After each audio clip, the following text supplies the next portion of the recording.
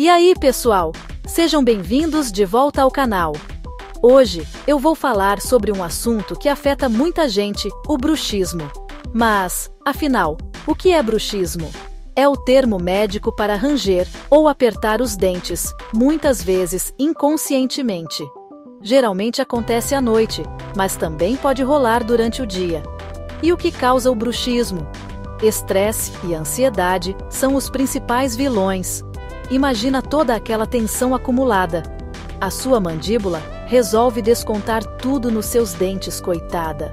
Outras causas incluem dentes desalinhados, distúrbios do sono e até fatores do estilo de vida, como o consumo de cafeína e álcool.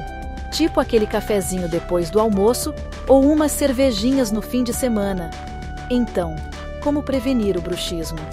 O primeiro passo é controlar o estresse. Meditação, yoga ou até uma rotina relaxante antes de dormir podem fazer uma diferença enorme. E presta atenção na posição da sua mandíbula durante o dia. Tenta manter os dentes levemente separados quando não estiver comendo ou falando. Beleza, vamos falar de tratamentos. Uma solução comum é usar uma placa de mordida feita sob medida para usar à noite. Isso protege seus dentes do atrito.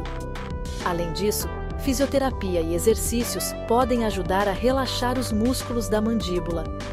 Em alguns casos, o dentista pode recomendar ajustar sua mordida com aparelho ou outros procedimentos odontológicos.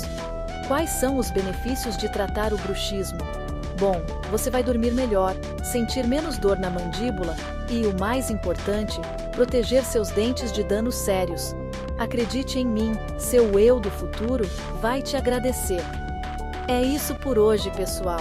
Se você achou este vídeo útil, não se esqueça de curtir e se inscrever para mais dicas de saúde.